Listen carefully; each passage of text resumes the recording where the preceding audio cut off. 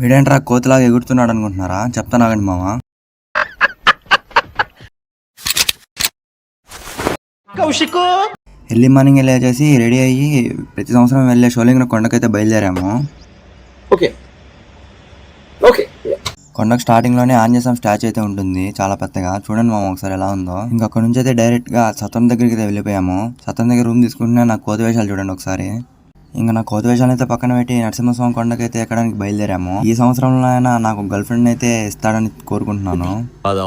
తాపల మార్గంలో స్టార్టింగ్ లో ఉన్న పాదాలకైతే నమస్కరించుకొని మొదలు పెట్టాము. నేనేమో ఫాస్ట్ గా ఎక్కుతున్నాను, కానీ మా వాళ్ళైతే చూడండి తాబేల్లాగా ఎలా చిన్నగా నడుస్తున్నారో. ఇంకా కొండ మధ్యలో ఇలా షాపులు అయితే ఉంటాయి, ఎవరికైనా ఆకలితే కొనుక్కొని తినొచ్చు. ఇంకా 25 minutes లో 1305 స్టెప్స్ అయితే ఎక్కేసాక గోపురం చూడగానే ఒక తెలియని ఫీలింగ్ అయితే వస్తుంది.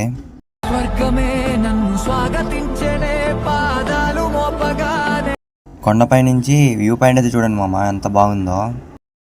ఇంకా లక్ష్మీ నరసింహస్వామిని అయితే దర్శనం చేసుకుని మళ్ళీ సత్రంకి అయితే బయలుదేరాము. మీకైతే ఒక మంచి లొకేషన్ అయితే చూపిస్తాను చూడండి. ఈ వ్యూ పాయింట్ అయితే చూడండి ఎంత బాగుందో, ఫొటోస్కి అయితే చాలా బాగుంటుంది. ఇక్కడైతే మొత్తం 2 కొండలు ఉంటాయి. ఒక దాంట్లో 1305 స్టెప్స్ ఉంటాయి, ఇంకో దాంట్లో 450 స్టెప్స్ ఉంటాయి. ఒకటైతే నరసింహస్వామిది, ఇంకోటి అయితే ఆంజనేయ స్వామిది.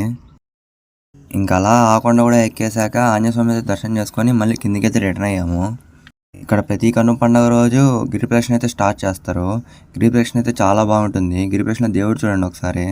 ఇంకా గిరిప్రదక్షిణలో ఉన్న దేవుని అయితే దర్శనం చేసుకొని సత్రంకి వెళ్ళి రెస్ట్ తీసుకొని ఇంకా నైట్కి అరుణాచలం అయితే బయలుదేరాము. ఈరోజు అయితే ఇంత మామ. నెక్స్ట్ వీడియోతో మళ్ళీ కలుద్దాం. Okay bye.